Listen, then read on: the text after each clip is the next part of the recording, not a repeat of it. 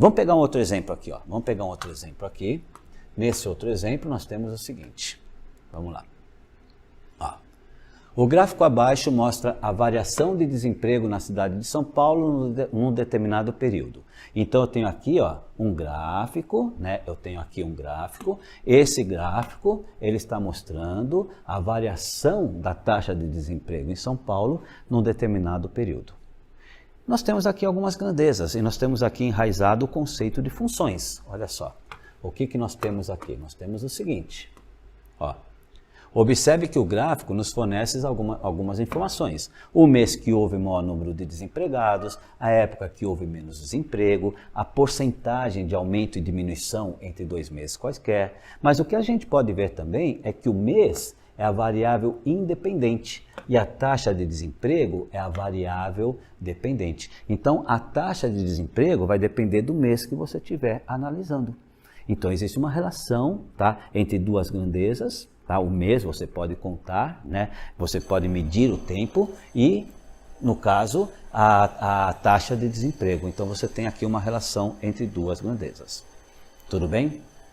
Vamos pegar um outro exemplo? Vamos pegar um outro exemplo? Ó. A fórmula da área de um quadrado. A área é igual a L lado ao quadrado. A fórmula da área da superfície de um quadrado nada mais é do que o lado desse quadrado ao quadrado. Isso é um exemplo de função. Olha só, a área A de um quadrado de lado L. Assim, o lado do quadrado, se medir 4 centímetros, sua área será 16 centímetros quadrados.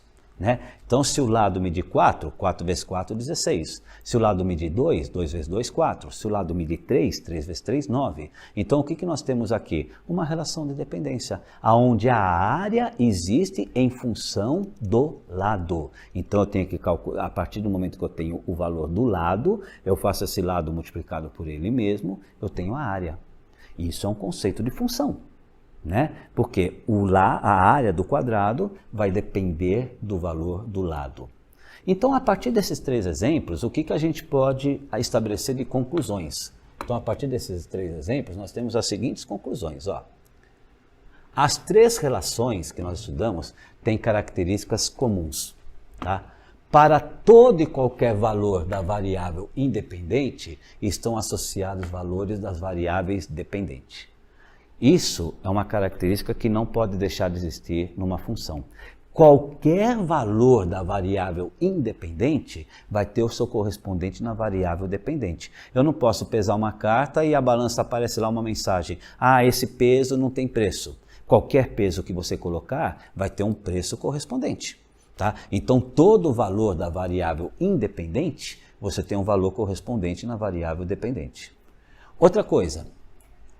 Para um valor da variável independente, está associado, importante, um único valor, isso aqui é importante, um único valor da variável dependente. Então, todo e qualquer valor da variável independente vai ter mas apenas um valor na variável dependente. Da variável dependente. O que acontece? Eu posso ter, por exemplo, um cara vai numa padaria e vai comprar o pãozinho. Tá legal? O valor que você vai pagar depende do peso do pão. Tá? Então, existe uma relação entre duas grandezas aqui, existe uma função. O valor que eu vou pagar depende do peso do pão. Aí o cara vai lá e compra pãozinho e pesou ali 100 gramas, vai dar um valor. Uma outra pessoa vai e pesa 100 gramas também. Tem como dar um valor diferente? Não. Tá? Então, cada valor da variável independente está associado a um único valor da variável dependente. Eu não posso ter o mesmo peso com 2 valores diferentes. Isso não acontece numa função. Tudo bem? Vamos lá. Se a gente pegar todas essas 2 características, nós podemos observar que a tarifa postal é dada em função da carta, a taxa de desemprego é dada em função do quadrado, em função do mês, desculpe, a área do quadrado é dada em função do seu lado. Então, nós temos aqui relações de grandeza. Eu não posso ter, por exemplo, o lado do quadrado com 2 áreas diferentes. Né? Se o quadrado mede 3 centímetros de lado, 3 vezes 3 é 9, eu só vou ter 9 centímetros quadrados de área. Então, repare, tá? 3 centímetros de lado, variável independente, 9 centímetros quadrados de área, variável dependente. Então, para cada valor da variável independente, eu tenho um único valor da variável dependente. Tá? Esse é o conceito de função. Essa análise nos leva a 2 conceitos importantes: domínio de uma função e imagem de uma função. Acho que pelo que a gente está estudando aqui, dá para a gente começar a entender domínio e imagem. Domínio é a variável que manda, imagem é a variável que obedece. Se eu estou trabalhando com a área, ou vamos pegar o peso de um pãozinho, tá? O peso de um pãozinho, o preço vai depender do peso. Então o peso domina, o peso é quem domina, e o preço é o reflexo, é a imagem do peso. Se eu coloquei lá 100 gramas, tá? Aí eu vou ter o preço dessas 100 gramas. Então o peso é o domínio, o preço é a imagem. O domínio nada mais é do que a variável independente, e a imagem é a variável dependente. Pô, professor, não estou conseguindo entender. Legal, dá um pause. Cada vez que eu der alguma coisa que você não entende, dá um pause, volta o vídeo, tá? Assiste de novo, 2, 3, 4 vezes. Essa é a vantagem de a gente estar trabalhando nesse ambiente. Se não entendeu alguma coisa, dá um pause, volta e vai navegando em cima disso aqui. Tá legal? Vamos continuar aqui. Continuando a nossa aula, nós temos o seguinte. Então, nós temos aqui o conceito de domínio, nós temos o conceito de imagem de uma função, tá? Então, nós temos aqui os conceitos que eu acabei de passar. Ó. Domínio da função é o conjunto de todos os valores dados para a variável independente, tá? Então, domínio são todos os valores possíveis para a variável independente. Vamos supor que na padaria eu tenho a minha balança lá, podendo pesar os pãezinhos, eu tenho a balança que permite pesar até 5 quilos de pães. Então, quem é o domínio? O domínio é de 1 grama até 5 quilos. São todos os valores da variável independente. E a imagem da função é o conjunto dos valores correspondentes à variável dependente. Ou seja, para cada peso do pãozinho, eu vou ter um valor correspondente. Então, o peso domina e o preço é a imagem. Isso é o conceito de domínio e imagem. Domínio é a variável que manda. Imagem é a variável que obedece. No caso do pãozinho, domínio é o peso. Imagem é o preço. Vamos lá.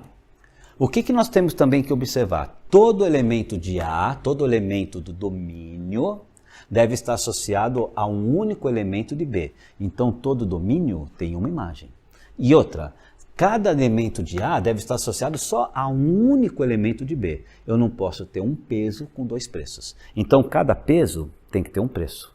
Mas cada peso pode ter apenas único e exclusivamente um preço. Então, esse é o conceito de domínio e de imagem, e vocês vão poder trabalhar isso em exercício, né? Daqui a pouquinho a gente libera aí vocês para fazerem os exercícios aqui desse capítulo. Tá legal? Vamos pegar exemplos? Exemplos fica legal de trabalhar, né? Exemplos fica legal de entender. Então, vamos lá. Um parque pratica os seguintes preços para aluguel de bicicleta. Então, vamos ver o que a gente está trabalhando aqui. Tá? Então, nós temos aí os seguintes preços para o aluguel de bicicleta. Então, nós temos uma tabela. Essa tabela relaciona quantidade de horas e relaciona o preço em reais. E a gente tem uma função aqui, né? Porque o preço depende da quantidade de horas que você alugar da bicicleta. É uma função, eu tenho 2 grandezas, preço e horas, e eu tenho uma relação. Observem que para cada número de horas, para cada hora praticada, eu tenho e apenas um único preço a ser cobrado, né? É uma função, tá? Eu tenho domínio e eu tenho a imagem. E aí eu posso responder qual o valor a ser pago no aluguel de 6 horas, 6 vezes 2,50, qual o preço de cada hora, qual variável dependente e qual a independente. Isso aqui é importante, ó. As horas é a variável independente e o preço é a variável dependente. Porque o preço depende da quantidade de horas. Então dá para a gente entender legal o conceito. Ó. As horas são as variáveis independentes, tá? E o preço depende de quantas horas a pessoa alugou a bicicleta. Tá? Então o preço é a variável dependente. E a partir desse conceito, nós podemos ir um pouquinho mais além, né? Nós podemos vir aqui um pouquinho mais além, e nós temos o conceito de domínio e de imagem. Se as horas representam a variável independente, então as horas representam o domínio. Se o preço representa a variável dependente, o preço é quem? O preço é a imagem. Então nós temos aqui variável independente é o domínio, variável dependente é o preço. Tudo bem aqui, pessoal? Tudo em ordem?